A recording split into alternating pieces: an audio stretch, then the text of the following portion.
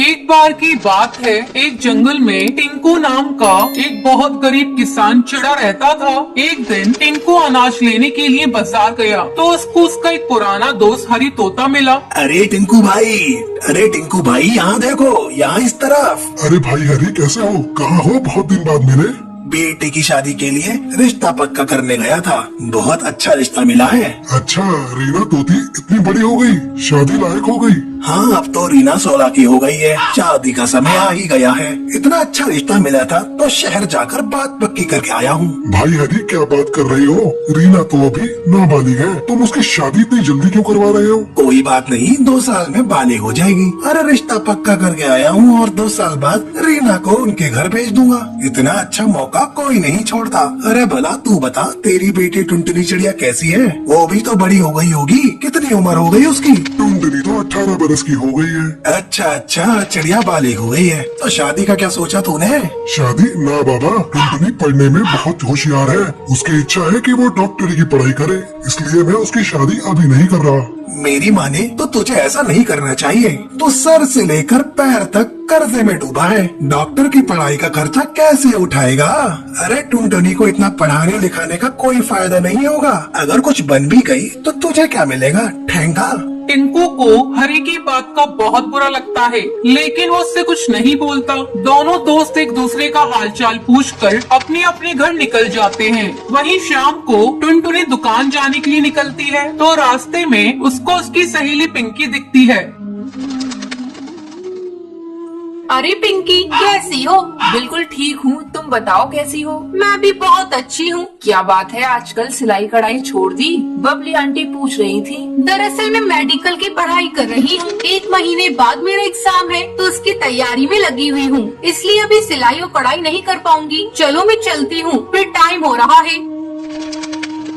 टुनटुनी दिन रात मन लगाकर पढ़ती है और एग्जाम की तैयारी करती है। कुछ दिनों बाद कुछ लोग टुनटुनी के घर आते हैं और बाहर से चिल्लाने लगते हैं। टिंकू, ओ टिंकू, बाहर निकल।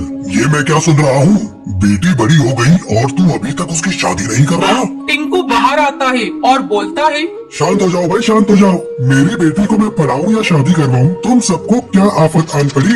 मेरा बेटा 10वीं पास है और अगले साल 20 का हो जाएगा। तू कहे तो टुनटुनी की शादी उससे करवा देते हैं।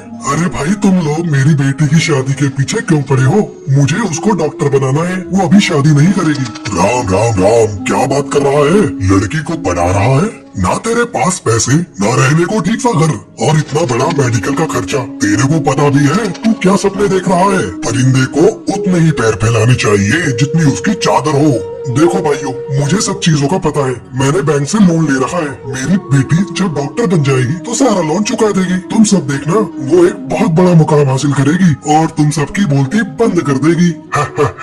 दिन में सपने देख रहा है तो सपने। यदि 1 महीने बाद तेरी बेटी का रिजल्ट आता है और अगर वो पास नहीं हुई तो तेरी शक्ल देखने लायक होगी। तब तक तो मेरा बेटा भी नहीं बचेगा शादी के लिए। इतना बोलकर सभी वहाँ से चले जाते हैं। घर के अंदर से टुनटुनी सबकी बातें सुन रही होती है। टुनटुनी को बहुत दुख होता है, उसके पिता के साथ लोग इस तरह का बर्ताव कर रहे हैं। टुनटुनी दिन रात मेहनत करती है और एग्जाम के लिए खूब पढ़ती है। एग्जाम देने के बाद उस दिन टुनटुनी का रिजल्ट आने वाला होता है। टिंकू भागता हुआ अपने घर आता है और चिल्लाता है, टुनटुनी, अरे टुनटुनी, अरे बेटी टुनटुनी, किधर हो? क्या हुआ पिताजी? तेरा नाम आ गया बेटी, देख लिस्ट में तेरा नाम आ गया। यही नहीं, तुझे 25 लाख की स्कॉलरशिप मिली है, पूरे 25 लाख की। अरे मैं तो फूला नहीं समा रहा। इस पूरे जंगल में इतने पैसे कभी किसी ने देखे नहीं होंगे जितने की तुझे स्कॉलरशिप मिली है। टुनटुनी बहुत खुश होती है और टिंकू भी टुनटुनी की कामयाबी देखकर बहुत खुश होता है। टुनटुनी पढ़ाई करने के लिए शहर चली जाती है। जंगल के पक्षी तब भी टुनटुनी के बारे में बातें बनाते हैं और टिंकू को कोसते रहते हैं। क्यों टिंकू, तूने तो अपनी लड़की बेच दी, शर्म नहीं आती? लड़की है, ऊपर से घर में नहीं रहती, पता नहीं शहर में क्या कर रही होगी। टिंकू सभी की बातें सुन लेता है क्योंकि उसे मालूम होता है जब टुनटुनी लौट कर आएगी तो सबकी बोलती बंद हो जाएगी।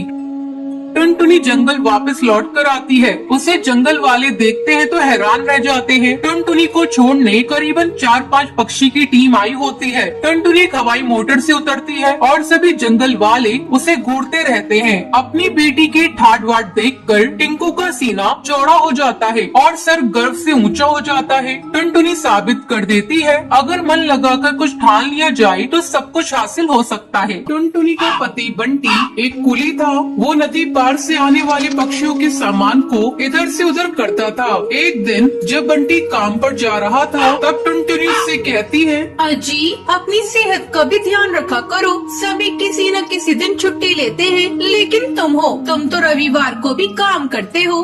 अरे पगली, अगर काम नहीं करूँगा तो घर कैसे चलेगा? तू तो माँ बनने वाली है, बच्चों का खर्चा बढ़ेगा। अगर काम नहीं करूँगा तो अपने बच्चों को अच्छी जिंदगी कैसे दूंगा?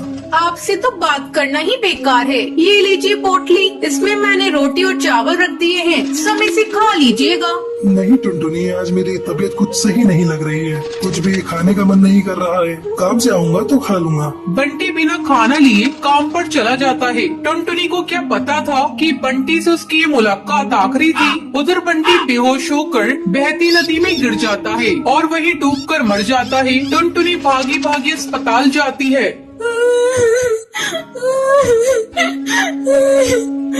बंटी, ये क्या हो गया? सब कुछ एक पल में खत्म हो गया। अब ये बच्चा किसे अपना पापा कहेगा? मैं तुम्हें कई बार समझा रही थी अपनी सेहत का ध्यान रखो, लेकिन तुम तो मेरी बात मानते ही नहीं। अब मैं क्या करूं बंटी? समय तेजी से पंख लगाकर उड़ने लगता है। टुनटुनी एक बच्ची को जन्म देती है। एक दिन टुनटुनी के पास डाकिया एक खत लेकर आता है। अरे, ये खत तो कड़कनाथ सेठ की कंपनी की तरफ से आया है और मुझे बंटी की जगह कुली की नौकरी दी गई है। मुझे अपनी बच्ची की नौकरी करनी ही होगी, तभी मैं उसे एक अच्छे स्कूल में पढ़ा पाऊंगी और उसे बेहतर भविष्य दे सकूंगी। अगले दिन से ही टुनटुनी कुली बनकर पक्षियों को बोझ उठाती थी। जब भी नदी के उस पार से कोई पक्षी आता था, टुनटुनी तेजी से उन पक्षियों के पास पहुंच जाती थी।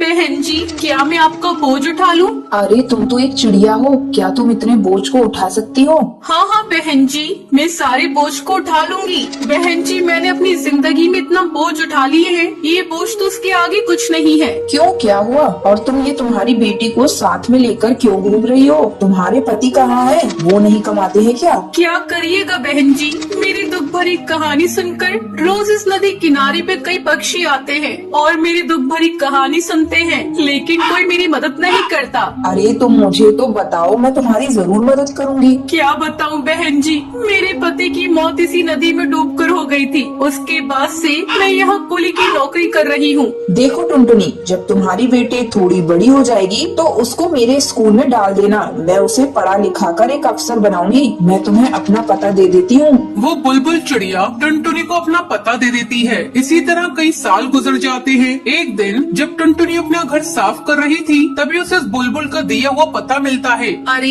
ये पता तो वही है जो मैडम जी ने मुझे नदी किनारे पर दिया था। मैं तो बिल्कुल भूल ही गई थी। अब मैं अपनी बेटी को लेकर मैडम जी के स्कूल में जाऊंगी और उसे वहाँ पढ़ाऊंगी। टुनटुनी अपनी बेटी को लेकर उस पते पर पहुँचती है। आओ आओ टुनटुनी, बहुत दिन हो गए तुमसे मिले। मैडम जी, ये देखिए, मैं अपनी बेटी को अपने साथ लेकर आई हूँ। मैं चाहती हूँ ये पढ़ लिख कर एक अफसर बन जाए, इसे मेरी तरह जीवन में संघर्ष न करना पड़े। हाँ हाँ टुनटुनी, तुम निश्चिंत रहो, मैं तुम्हारी बेटी को अच्छी तालीम दूंगी। तुम्हें एक दिन इस पर गर्व होगा। टुनटुनी अपनी बेटी का एडमिशन उस मैडम जी के स्कूल में कराकर निश्चिंत हो जाती है। उसे इस बात की खुशी थी उसकी बेटी को उसकी तरह जीवन में संघर्ष नहीं करना पड़ेगा। चंदनवन में रहने वाला बंटी का परिवार अपने बेटे कबूतर को चिड़िया दिखाने ले जाता है। बेटा बंटी चिड़िया को देखता है और देखता ही रह जाता है। माँ, मैं शादी करूँगा तो इसी चिड़िया से करूँगा। मुझे ना कुछ पूछना है, ना ही कोई बात करनी है। बस फिर क्या था,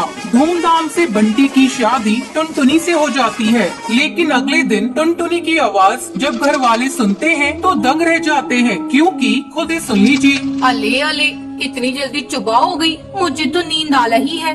टुनटुनी, ये कैसे बोल रही हो तुम? ठीक तो हो ना? बिल्कुल बिल्कुल, मुझे ताव हुआ है, मैं तो बिल्कुल ठीक हूँ। बंटी को समझते देर नहीं लगती है।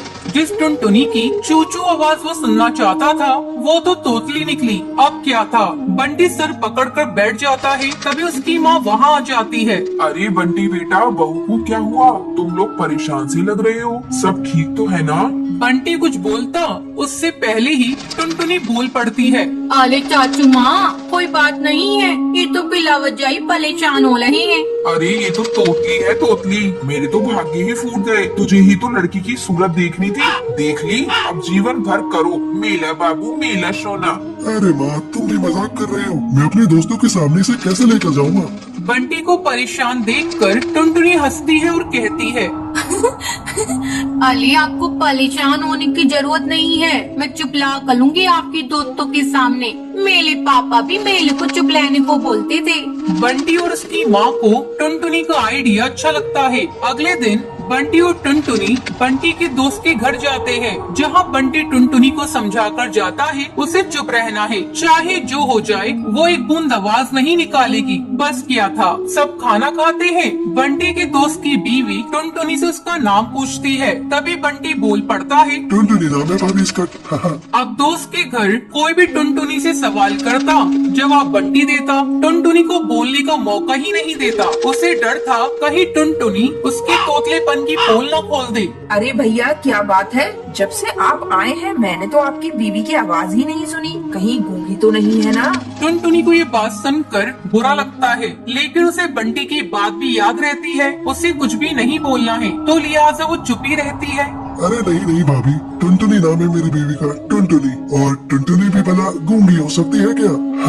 वो तो जरा शर्मीली और कम बोलने वाली है मेरी बीवी। सभी बंटी की बात पर यकीन कर लेते हैं, लेकिन उन लोगों के घर में एक बदमाश बच्चा होता है जो लगातार टुनटुनी को देख रहा होता है। वो सोचता है कैसे भी करके वो टुनटुनी की आवाज सुनकर ही रहेगा। बस फिर क्या था, बच्चा प्लास्टिक के चूहे पर चाबी भरकर उसे टुनटुनी के पैर के नीचे छोड़ देता है। जैसे ही नकली चूहा जाकर टुनटुनी के पैर से टकराता है तो टुनटुनी जोर जोर से चिल्लाने लगती है, अरे तुहा तुहा, पकड़ो पकड़ो, तुहा निकाल लिया। बच्चा टुनटुनी के मुंह से तोतली आवाज सुनकर जोर जोर से हंसने लगता है। बंटी का मुंह उतर जाता है। तो तभी भाभी बंटी को समझाती है, तुम्हारी टुनटुनी तोतली है क्या? हाँ भाभी भैया, मैंने तो बस इसकी सुंदरता देखी, इससे कोई सवाल जवाब करना भी जरूरी नहीं समझा। लेकिन शादी के बाद मुझे पता चला कि ये तो तोतली है। अरे कोई बात नहीं बंटी भैया, अब तोतलापन का इलाज है। आप ना इसे अच्छे डॉक्टर को दिखाइए, इसका इलाज संभव है।